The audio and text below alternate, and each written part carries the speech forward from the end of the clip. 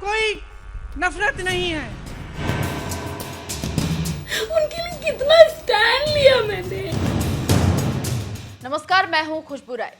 UP चुनाव के दौरान लड़की हूं, लड़ सकती हूं का नारा लगाने वाली अर्चना गौतम बीते कई दिनों से कांग्रेस पर निशाना साध रही है। हाल ही में अर्चना गौतम को कांग्रेस पार्टी ने प्राथमिक सदस्यता से 6 साल के लिए निलंबित कर दिया है। कुछ दिनों पहले ही अर्चना गौतम और उनके पिता के साथ दिल्ली में कांग्रेस कार्यालय के बाहर कथित तौर पर मारपीट की गई थी। अब एक बार फिर से अर्चना गौतम ने कांग्रेस पर गुस्सा निकाला है। साथ ही उन्होंने प्रियंका गांधी और राहुल गांधी को भी खरी खोटी सुनाई है। अर्चना गौतम ने प्रियंका गांधी और राहुल गांधी से सवाल किया है कि आखिर वो चुप क्यों हैं, क्यों इस मामले पर वो कुछ नहीं कह रहे। अर्चना गौतम ने ट्वीट कर अपनी नाराजगी भी जाहिर की है। साथ ही कांग्रेस की पोल भी खोल दी है। अर्चना ने एक वीडियो शेयर करते हुए ट्वीट किया है, ये हकीकत है, देखिए किस तरह से मुझे मारने के लिए बोला गया। दिल्ली जनपद जैसी जगह में रोड पर किस तरह से मुझे, मेरे पापा और मेरे ड्राइवर को मारा गया। शर्म करो महिला कांग्रेस की औरतें, शर्म करो संदीप सिंह, अकेली महिला पर महिलाओं से वार करवाते हो और न्यूज चैनल से वीडियो डिलीट करवाते हो। कहाँ हैं अब सब लोग? ये सब नहीं दिखता है क्या किसी को? ये कांग्रेस ऑफिस के बाहर क्या हुआ, तब भी सब लोग चुप क्यों हैं? कहाँ हैं अब प्रियंका गांधी, राहुल गांधी और मल्लिका अर्जुन खड़गे?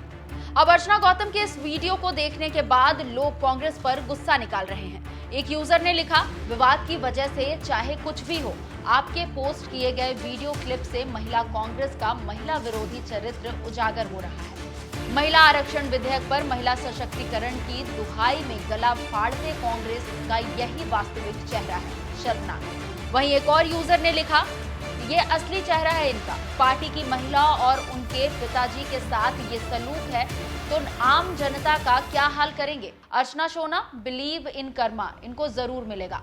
जब किसी की आत्मा दुखाएंगे तो इनको चैन कहां से मिलेगा। अपना ख्याल रखो, माता रानी साथ है। इसके अलावा एक और यूजर ने लिखा, राजनीति में ये सब कुछ होता रहता है मैडम जी, कांग्रेस इन्हीं कामों में तो आगे है, अपनों को कैसे काटा जाए।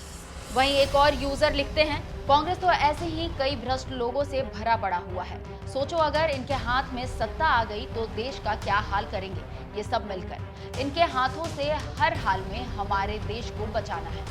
तो देखा आपने लोग किस तरह से कांग्रेस को लताड़ रहे हैं। वहीं चलिए जाते जाते दिखाते हैं आपको अर्चना गौतम का वो वीडियो जिसमें वो रोते रोते प्रियंका गांधी और कांग्रेस पार्टी पर गुस्सा निकाल रही है। बात वो नहीं है, मुझे बस बात ये है कि दीदी चुप क्यों है। उनके लिए कितना स्टैंड लिया मैंने, कभी अपने पार्टी के लिए गलत नहीं बोला। आप सीसीटीवी फुटेज देखो ना, कांग्रेस के जो इतने बड़े बड़े नेता है, खड़गे जी, राहुल जी और प्रियंका दीदी, अपने ऑफिस की फुटेज तो देखो। मेरे पे इल्जाम लगाने से ऊपर से आप लोग मुझे पार्टी से निकाल देते हो। अपने लोगों पे इंक्वायरी करने के बजाय आप मुझको ही पार्टी से निकाल देते हो। अरे मुझको निकाल के क्या होएगा, कुछ नहीं होएगा। अरे अपना सिस्टम ठीक करो। बोलते हो ना कांग्रेस नहीं आ रही, कांग्रेस नहीं आ रही है, कांग्रेस क्यों नहीं आ रही है? अब पता चलेगा आपको क्यों नहीं आ रही है। इस वजह से नहीं आ रही है दीदी, क्योंकि जब कोई लड़की आपके लिए इतना मरती है, आपकी पार्टी के लिए इतना मरती है, आप उसकी इज्जत ही नहीं करते हो। इस वजह से कांग्रेस नहीं आ रही, क्योंकि आपके जो चारों तरफ जो बैठे हुए हैं ना संदीप जैसे लोग सिस्टम चलाने के लिए, वो ही आपका सिस्टम खराब कर रहे हैं। आप लोग डिपेंड हो चुके हो अपने पीए पर, उनसे बाहर निकलो, अपना दिमाग भी लगाओ। फिर बोलते हो कि हम बोल रहे हैं पार्टी के लिए। आज तक कब बोली मैं अपनी पार्टी के लिए बुरा? आप लोग 5000 लोग मुझे देख रहे हैं, आप मुझे बताइए आज तक मैंने अपनी कांग्रेस पार्टी के लिए कभी गलत बोला है? मैंने कभी अपनी जबान से गलत बोला है उनके लिए? कभी नहीं बोला है। हमेशा मरी हूँ अपनी पार्टी के लिए, हमेशा प्रियंका गांधी के लिए मरी हूँ मैं। और मैंने अपने लिए नहीं सोचा कि मुझे बिग बॉस से बाहर निकाला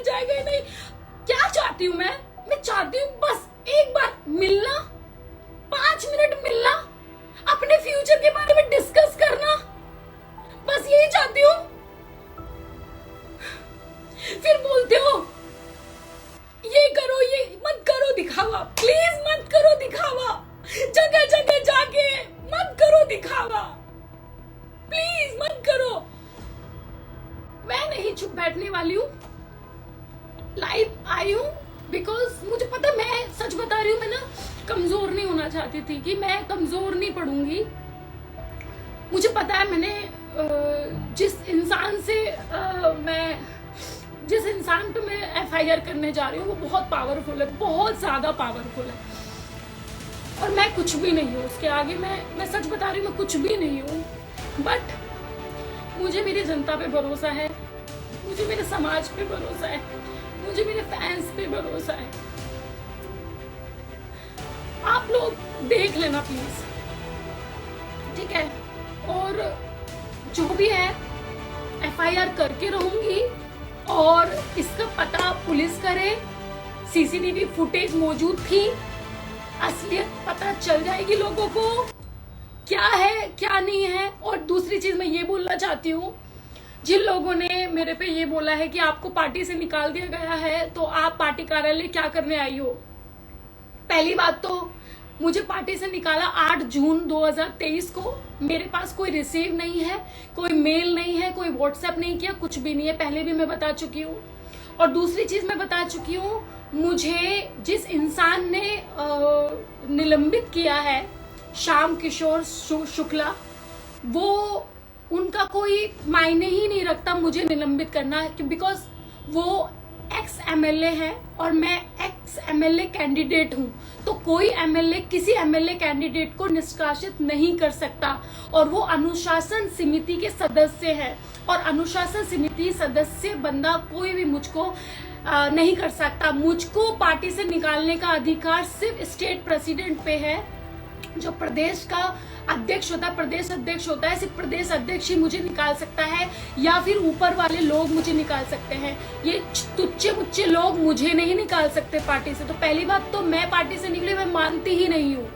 और दूसरी चीज, चलो मैंने आप लोगों की मानी कि आप लोगों ने बोला मुझे 8 जून को पार्टी से निकाल दिया, तो मैं सिर्फ यही बोलना चाहती हूँ कि जो आपका कांग्रेस कार्यालय है वो तो जन स्थल है ना, मतलब जनता स्थल है ना, तो वहां पे जनता आ सकती है अपनी गुहार लेने या कॉन्ग्रेचुलेशंस करने। या मेरे ड्राइवर के हाथ में तो बुके था ना यार, मेरे हाथ में कोई हथियार नहीं थे, या मेरे हाथ में कोई लोग गुंडे नहीं लेके आए जो आपने इल्जाम लगा दिया गुंडे लेके आई हो। तो अगर आप इतने ही सच्चे बनते हो तो CCTV फुटेज दिखाओ ना जनता को। आप दिखाओ कौन गुंडे लाया था, मैं गुंडे लाई थी या आप लोग गुंडे लाए थे? यूपी से जो आपने गप बसेस मंगवाई थी मुझे मरवाने के लिए, आप क्या चाहते थे कि मुझे मॉब लिंचिंग के तहत भीड़ में मार देंगे और किसी पे वो ही नहीं होगा, केस ही नहीं होगा? क्योंकि भाई भीड़ में अर्चना गौतम मर गई, और अर्चना गौतम बढ़ जाती तो भैया इस पूरे भारत में इतनी राजनीति होती तब नहीं दिखता। तो मुझे एक बात बताइए, जनता स्थल है ना, तो मैं एज अ जनता ही आपको कॉन्ग्रेचुलेशन करने आई थी। तो क्या आप जनता के साथ ऐसा बिहेव करेंगे अपने कांग्रेस कार्यालय में? क्या खड़गे जी को नहीं पता कि उनके पार्टी के कार्यालय में क्या चीजें हुई हैं, क्या कांड हुआ है, किस लड़की के साथ हुआ है? उस लड़की को बुलाइए, मुझे बात करनी है उससे कि उसके साथ क्या हुआ है। क्या आप अपने PA की बात मानेंगे? आपके PA ने आपको जो बोल दिया आप उस चीज को सच समझ लेंगे? क्या आपका PA भगवान है? क्या हम पागल हैं? तो अगर जब आप अपने PO की बात मानते हैं तो एक काम करते हैं, हम वोट कांग्रेस को ना देके आपके PA को देते हैं। हम आपको नहीं देते वोट, फिर हम PA को देते हैं। फिर राहुल गांधी जी को वोट देने की क्या जरूरत है? क्योंकि उनके तो PO ने पूरा कमांड संभाली हुई है, गद्दी संभाली हुई है। समझ रहे हैं ना? अब आपको पता चलेगा कि कांग्रेस पार्टी क्यों नहीं आती।